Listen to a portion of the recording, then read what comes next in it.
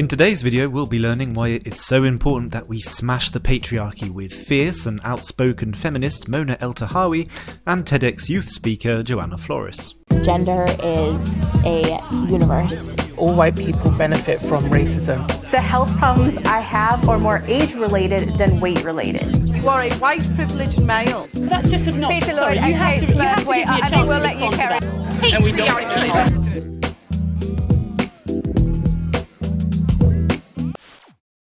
This is Mona El-Tahawy, and as always, the patriarchy.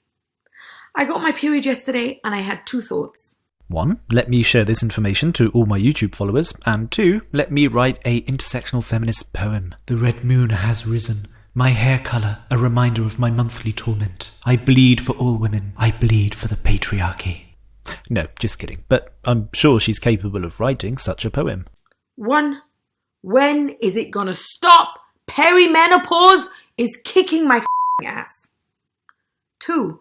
Do I have enough products? In these times of social distancing, self-isolating, quarantine, lockdown, shelter in place, stay at home, non-essential, essential, do I have enough products for my period? Well, my guess is yes, since you obviously had enough time to buy product for that hair colour, which is absolutely Disgusting! For those of you experiencing your first curfew lockdown, disaster crises, you are privileged. Yes! This is a global pandemic, but if this is your first curfew, lockdown, shelter in place, you are privileged. Because so many people have lived through wars, have lived through famine. How do you socially isolate or social distance as a refugee? Well, be sure to pick up Mona's new book hitting the shelves next week, From Periods to Refugees, The Privilege of Social Distancing. How do you social distance as a working class poor person in my country of birth, Egypt, who has to take cramped public transport, or any other country on the continent of my birth, Africa, where you have to take cramped public transport to go to work? A work that you cannot take time from, otherwise you and your family will starve. How do you social distance as a person without a home, someone who's homeless? How do you social distance when you're incarcerated? And you know, Mona might just have a point. Charles M. Blow, in his article for New York Times, wrote that social distancing is a privilege. The idea that this virus is an equal opportunity killer must itself be killed. If you touch people for a living, in elder care or childcare, if you cut or fix their hair, if you clean their spaces or cook their food, if you drive their cars or build their houses, you can't do that from home. Staying at home is a privilege. Social distancing is a privilege. The people who can't must make terrible choices. Stay home and risk starvation, or go to work and risk contagion. And this isn't just happening here. It is happening with poor people around the world, from New Delhi to Mexico City. If they go to work, they must often use crowded mass transportation because low-wage workers can't necessarily afford to own a car or call a cab. Such is the life of the working poor, or those slightly above poverty, but still struggling. Our entire discussion around this virus is stained with economic elitism. In social media commentary about images of packed buses and crowds of delivery workers outside restaurants, people chastise black and brown people for not always being inside. But many of those doing the chastising do so from comfortable homes with sufficient money and food. Are you feeling guilty yet, you bigots? If it's your first disaster, you are privileged.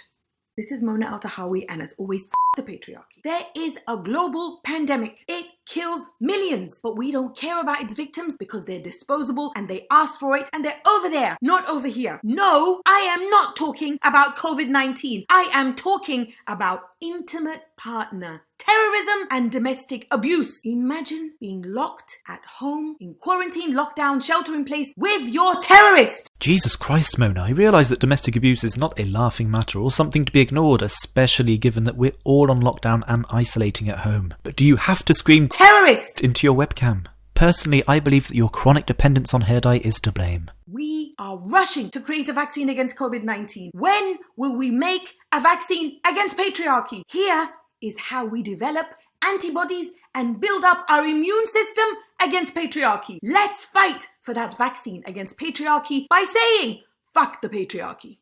Mona El-Tahawi also has her own Patreon profile, which just proves that once you turn to feminism, it also changes the colour of your hair and the amount of foundation you use. Mona El-Tahawi is creating essays and videos to destroy the patriarchy. Hello, this is Mona.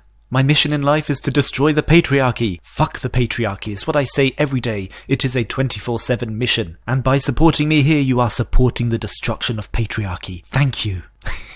For a minute I thought that I had written her about section, but no, that's 100% Mona.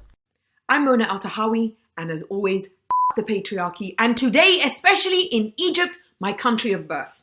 Exactly 8 years ago, Egypt's longtime dictator Hosni Mubarak was forced to step down after an 18-day revolution.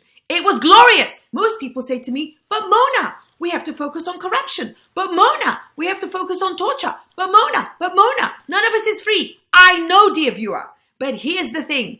The state oppresses everyone. But the state, together with the street and the home, oppresses women and girls. And that is the trifecta of misogyny. Mona even shared an extract from her most recent book on her Twitter profile. To be powerful is not to be what a man can do or be. Men are not my yardstick. If men themselves are not free of the ravages of racism, capitalism and other forms of oppression, it is not enough to say I want to be equal to them. As long as patriarchy remains unchallenged, men will continue to be the default and the standard against which everything is measured. Being powerful must mean more than doing what men do or being what men can be. I do not want what men have. I want much more. I want to be free. To be free, I must defy, disobey, and disrupt. I think the biggest challenge in the world right now, and I think the biggest form of oppression across the world, regardless of where you live, is patriarchy. And patriarchy is the head of the octopus, and then the 7 tentacles of the octopus, the 7 tentacles of the octopus are the various forms of oppression that patriarchy uses across the world. A couple of years ago, I was watching TV and I came upon an advertisement. I don't really remember what it was about. Boys will be boys. Boys will be boys. Boys will be boys. But I remember very vividly that the woman in the advertisement said something along the lines of, I am the breadwinner of my family, but don't tell anyone, so my husband won't be upset. No, she didn't, Joanna. Stop lying. A while after that, I started getting interested in superhero movies. And I always wondered, why did people have this kind of resistance when it came to female superheroes? Last year, I was doing research for a school presentation, and I came across a photo that said that there are more men named John running companies than all women. What do these 3 situations have in common? Patriarchy. Patriarchy. Our patriarchal society affects both men and women in different ways. Women are oppressed, violated, and excluded, while men are compelled to be in and act a certain way, and if they don't act that way, they are also oppressed. Women are obviously way more affected, and men are to some extent benefited, but only to some extent. Since men are expected to grow up to reach powerful positions... Oh, I love these slides she's using. Hurry up! DM, I think. Be cool! Smoke! School! Work! Marriage! Male oppression. They are raised to believe that they can never show any sign of weakness. Boys are taught to suppress all their emotions and feelings, and boys are also taught to always link violence with power. And so, these boys grow up to be men that are emotionally damaged beings that sometimes are unable to solve conflicts without using violence, and that, in most cases, don't know how to express their feelings, necessities, and emotions. But according to this article published by Bustle about 6 ways that patriarchy is harmful to men because feminism isn't just for women, we are told that as impossible and damaging as societal standards for women are, the standards for men are just as poisonous. From birth, men are discouraged from showing emotion, which is seen as a feminine attribute. Boys don't cry, right? Without a culturally approved outlet for their feelings, this stifling of emotion has led generations of men to turn to unhealthy coping mechanisms such as alcohol abuse, which men are more likely to experience than women. Furthermore, research has shown that fear of being seen as weak is so deeply ingrained that they drastically overcompensate when they feel threatened. Male overcompensation is typically played for laughs, but in reality it can have terrible consequences. As the authors of the study point out, men who don't see themselves as masculine are more likely to harass and act aggressively towards women and gay men. Ugh, gotta stomp out that toxic masculinity.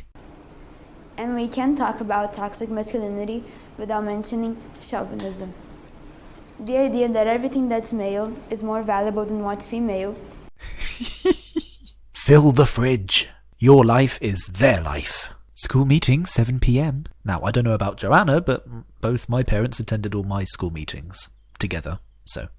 But there you go. Female oppression. Leaves men thinking that they're somehow superior to women, which leads them to think that women exist simply to serve them. And so, girls are taught to do exactly that. The cooking, the cleaning, the taking care of children. We often see women as this kind of secondary character in the life of a man. The wife, the girlfriend, the lover. Or the husband, the boyfriend, the lover. There you go, I fixed that for you. And we teach girls to aspire to that, and sometimes to that only. The biggest achievement in a woman's life is to get married. She should make all her life choices based on the fact that she must get married someday. And if she doesn't achieve that, if she doesn't get married, our society sees it as she has failed in life. What? Who is telling you all of this? Who is feeding you all this information? I'm guessing it's your parents, because I'm sure if you ask your classmates what they aspire to be in life, their first answer isn't going to be a wife. I'll link the video down below, but I can't be asked to show the rest. It's just literally 20 minutes of her talking about how toxic masculinity is responsible for rape culture and how men are bad, blah blah blah. You get the point. Please subscribe, thanks.